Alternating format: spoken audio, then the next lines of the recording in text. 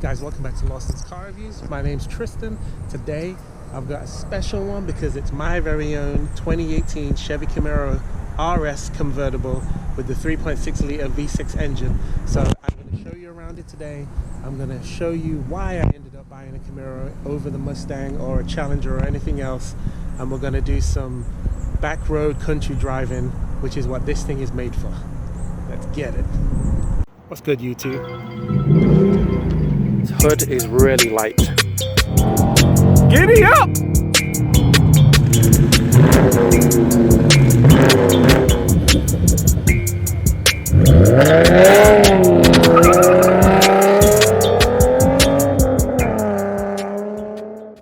If you haven't already, be sure to subscribe to the channel and make sure that you hit the notification bell so that you can be alerted of any new uploads that I do, and hit the like because it helps the channel to grow. On with the video.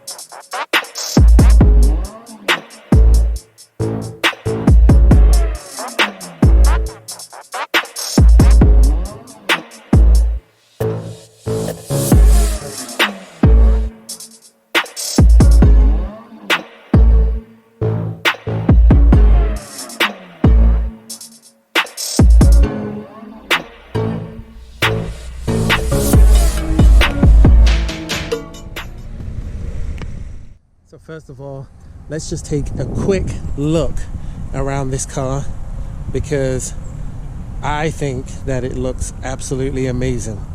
When I first saw this car with the hot red color with the black roof and the black tint, I just went crazy over it.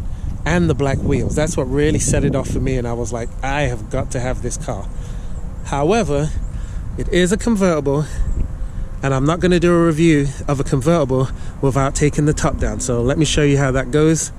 You have the regular standard Chevy key fob. You press the unlock button, and then you press and hold this, and the windows drop, and then it takes the roof down straight from the key fob, which is amazing because if you have a Mustang convertible, one, you can't drop the roof from the key fob. Two, when the roof is down, you literally do not have the cover, so you can see the roof on the Mustang, which makes it look ugly. And three, you can raise the roof up to 20 miles an hour while you're driving on this car, which is something that you also can't do on the Mustang. So you take a look at this. It looks really good with the top down, it looks really good with the top up, but when I drive it, I always usually put the window up to reduce wind noise. So let me do that so you can see what that looks like with the black windows. Okay, so I did want you to get a look at the car when the windows are up and the top's down, and as you can see, like I said, the black tint makes it look really good. I love the look of this car. So this particular Camaro is the 6th gen Camaro, which looks different than the 5th gen for sure. The 5th gen had round lights. This has got different LED transformer looking lights, and I just love the look and the aggressiveness and the lines on the hood. And I love how the bottom of the bumper just looks like a large splitter. Love the look. It's my favorite Camaro of all time, even more than the old ones. Let me know in the comments which one you think is the best Camaro, but this is my favorite. And I love the lines on the hood. I mean, it's perfect. You see how it's got 2 lines here, then another 2 lines over there. It just looks really aggressive. even for the V6. And then the wheels and the tires, you get so much grip from these tires. These are Goodyear Eagle F1s, and they are run flats, and the size of them is, it's a 20-inch rim, and it is 245 on the width, and it's a 40-inch sidewall. But I love the styling. I love the silver wheels, but the black on the red is just an awesome color combination. And then I really liked how they put the red, white, and blue Camaro symbol here instead of it just saying Camaro like some of the old ones did. But just the lines all the way down the car just make it look so aggressive that it just really sold me. I mean, it's just an amazing looking car. And I love the spoiler, and I really like these lights. So I drove a 2020 and a 2019, and they have the round tail lights, but I prefer these because I think that they just look a little bit sleeker, and I think they're going to age better than what the round tail lights do. This car has one of the smallest trunks ever. This is all the room that you get when the top is down, but if the top is up, you can pull these back here and it gives you some extra room. This car does have a remote start, so you press the lock button and then you press and hold this, then it goes ahead and starts the car up. So let's take a look at the front so you can see what the LED lights actually look like.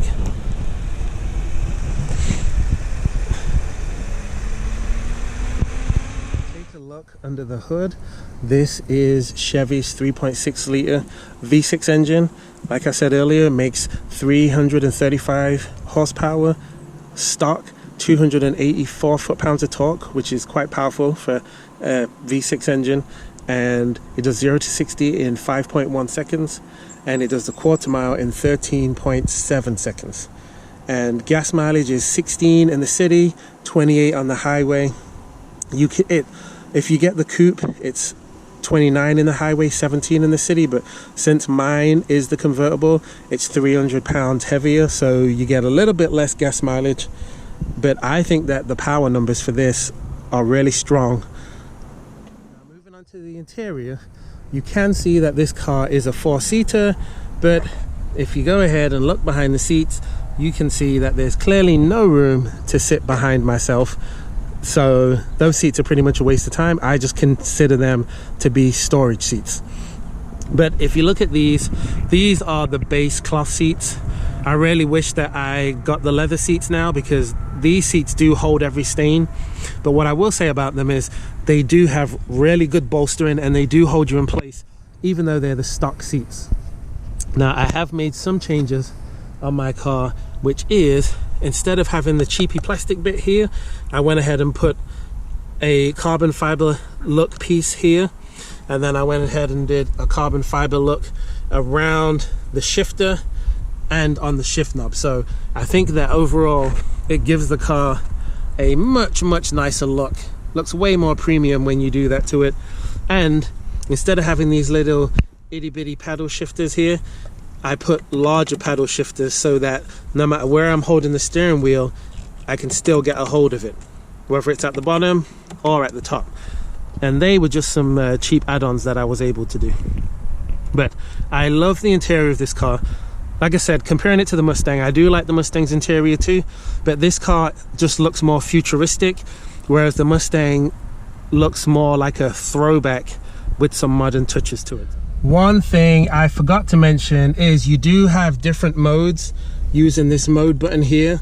So you can toggle through Tour, Sport, Snow and Ice. And the car also comes with an electronic parking brake. I've got it in Sport mode and manual shifting, so I'm going to use the paddles. And we're going to see how it does. Let's have some fun. Here we go.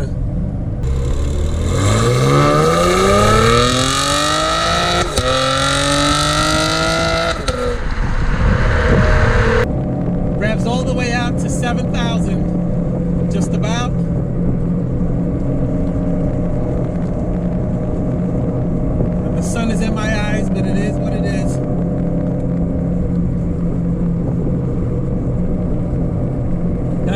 main reason I picked this car over the Mustang is because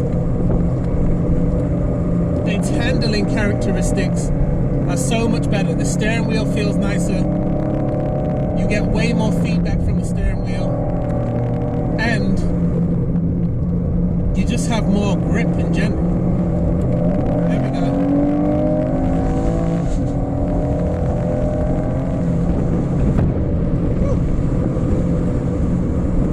And the brakes on the Mustang and on this car are both very good. But I would say that the brakes on this feel a little bit better, especially the stock brakes, the non-Brembo brakes, feels good. So if I can compare this to anything, I would say the way that this car handles, it feels very similar to the BMW 4 Series that I drove. I think this handles slightly better than the 4 Series BMW, and I think the steering wheel feels, you get more feedback from it. But if I compare this to my S197 V6 Mustang, there is definitely way more grip from these Goodyear F1 tires. They're run flats. Way more grip. You get way more confidence when you go into the corners. I always felt like the nose on my car, my old Mustang, was very light and that it wasn't gripping the ground very well. So this, on the other hand, feels the total opposite of that.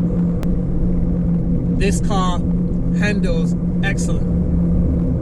I can't say enough about how it handles, even though this is a convertible version. I'm going to slow down a little bit, and I'm going to go from a dead stop because there's no cars around and there was a truck in front of me. Okay, we're going from a dead stop. You ready? 1, 2, let's go.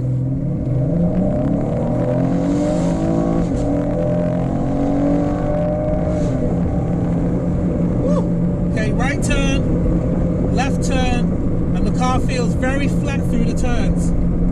Very flat. I will say, because it only has 284 foot-pounds of torque, and most of that comes in at the top end, it does feel like it's wanting for torque down low. But I think when I get intake and a throttle body, it's gonna make that jump up like it did in my Mustang, and it'll have a lot more torque down low. So, but once this car gets 4,000 and above, it starts pulling really hard, and it does have the same top speed as a Mustang GT or EcoBoost Mustang or the Camaro SS. They all are electronically limited to 155 miles an hour. So technically, all of those cars can probably go faster than that, but they've been limited for whatever reason. But if you get a tuner, you can take the limiter off and make this car go even faster.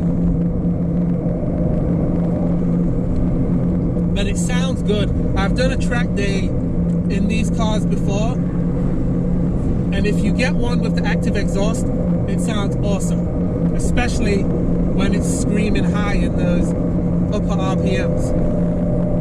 Now this one still sounds good, but it obviously doesn't sound as good as the one with the active exhaust. And the other thing about having the convertible is, when the top's down, you don't have the blind spots that everybody complains about in these Camaros.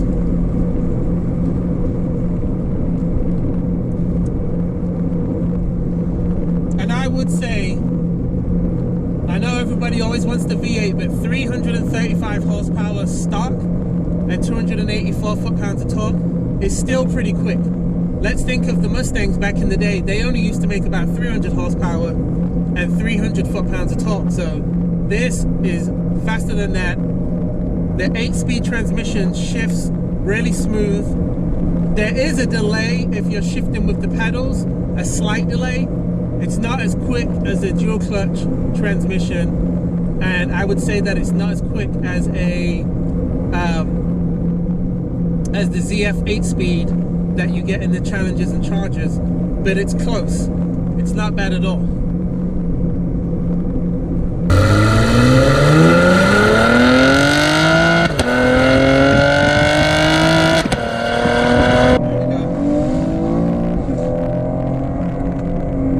The exhaust also makes a nice popping sound when you change gear and you're high in the rev range.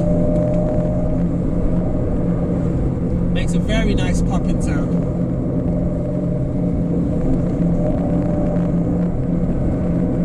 And this car, you know, I really wanted a convertible, but I wanted something that was still decently fast. And I like doing these backcountry roads. I did not need a V8. That was going to be too much power on these roads. But this car is the perfect sweet spot for country roads, and it's got good handling, even from the standard version.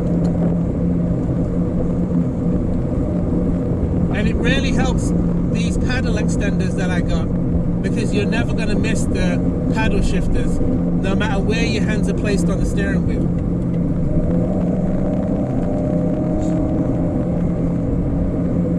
But yeah, seats hook you in place very nicely. Unlike the Challenger that you're going to see in the review coming up. There we go.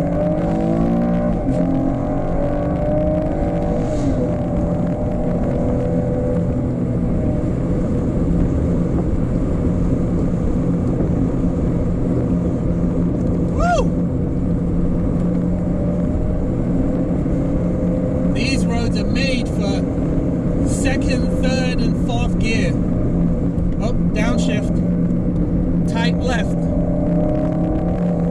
on the throttle. Slow down.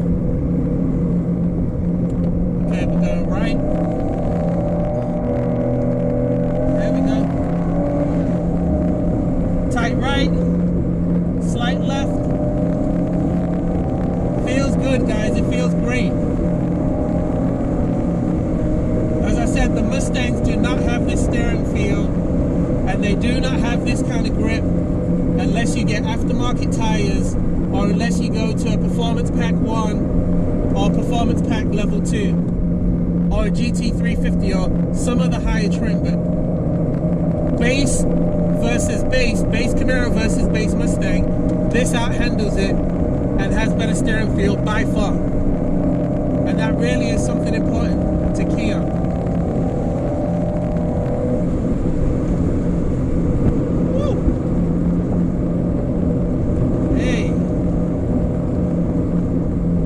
Guys, thanks for watching the video. Please comment and like the video because it helps it to grow. I'm going to put my Lawson score on the screen right now. Let me know what you think about my car. Tell me if you like it. And don't forget, after this review, I've got a 2SS 2020 Camaro coming up. And you don't want to miss that one because that car was awesome. Once again, thanks for watching. I'll see you in the next video.